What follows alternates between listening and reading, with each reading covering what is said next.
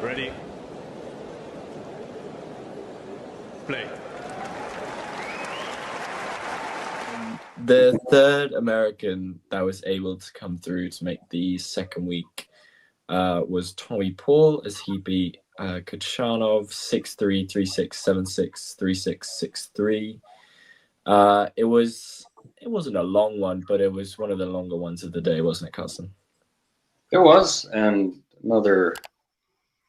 lots of extra sets for Tommy Paul this week. I think he's played 14 sets in 3 matches, so he's been on court quite a bit at this point. And towards the end of this and throughout this match, it doesn't look like he's necessarily in the greatest of health. So we'll have to see if that has any effect on him moving forward. But yeah, good win today. Khachanov, not an easy player at all to go up against. He's such a big hitter in these moments. So it's a very good win for him. Was Kachanov the favorite, kind of like going in? Obviously, Tommy loves it in Rome, where the conditions are really kind of similar to here. Bench, was Paul the favorite going in? Oh, I definitely gave Khachanov a bit more of a chance, especially after the ab injury that he suffered and Paul suffered in the second round.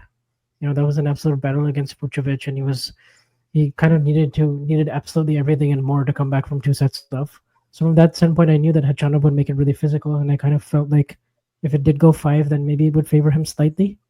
But also Tommy's like overall level has still been pretty sound for the most part. He's still overall like the more flashier player, just more tools overall than Khachanov has, and Khachanov is just like a really strong baseliner who's not going to give up his ground. But towards the end of the match, the worrying part for Tommy is like he was up double break in this 5th set, and then afterwards he started to really slow down with the serve and particularly some movements to his backhand side, which is the more reliable wing for him. So I'm a little bit concerned about like 10 sets of tennis going into the 4th round.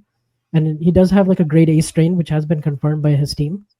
So I do kind of wonder if there's an expiration date on this run like coming, and it's a great opportunity for him against Popyrin. Like he could in ideal circumstances be loving his chances to get to the quarters. But I'm just concerned physically. Does he get to the quarters, Damien? I mean, right now I would probably side with Popyrin. I don't think something crazy happened to him, Dave, who just a second ago he said something like, what the hell has gotten into Popyrin on clay? I mean, Umag title, Monte Carlo quarters, lots of fairly okay runs. Just the Roland Garros record was surprisingly poor, but I think in as many ways as like Kokinaki's game is fine on clay, it's kind of the same with Popyrin. Spinny forehand can protect the backhand a bit better. Why not? And yeah, seeing the last 2 rounds from Tommy, I am kind of tempted to just now side with Popyrin, which wouldn't have been the case pre-tournament. But I think the draw has really opened up for Alexei. And seems like he has a very good shot at making the quarters. Neither of these players is beating Carlos Alcaraz, though. It's the worst part of the draw, you would say. Would you rather be on Sinner's side of the draw or Alcaraz's side of the draw, right? You'd probably, in the long run, favor having Sinner on your side of the draw, or is that just why? I think it's the other way around. Really? Or would you not kind of look into the sort of dominance that Carlos has had this season on the clay? I don't think it matters, simply because Carlos is so much more flaky, and like he can actually lose to somebody like Damir Dzumhur today. Like Yannick Sinner does not do that ever. So yeah, but do you not feel as though like no matter what he's sort of playing like, that he'll always come through, and then when it really matters, then he'll sort of like completely.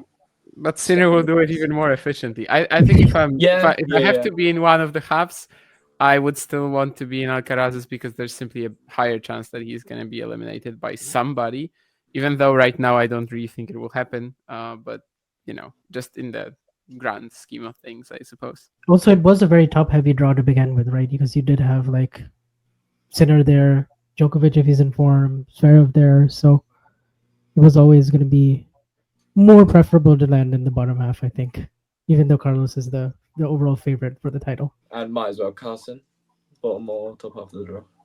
And I think I would rather be on Carlos' side of the draw for a lot of reasons, but just like, Vench mentioned just how top heavy that part of the draw is.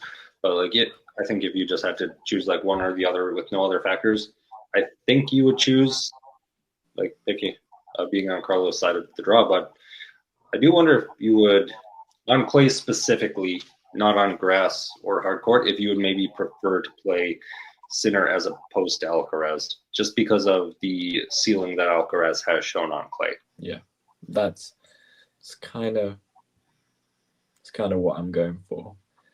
Final result from the men's today before we move up to the women's was Popyrin 6-4, 7-6, 7-6 against Borges. Anyone got any thoughts? I mean, it was a good match.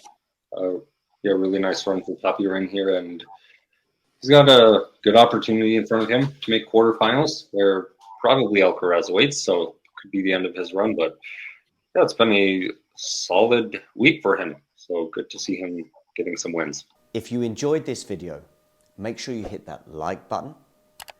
Don't forget to subscribe and click that notification bell so you don't miss out on all things tennis.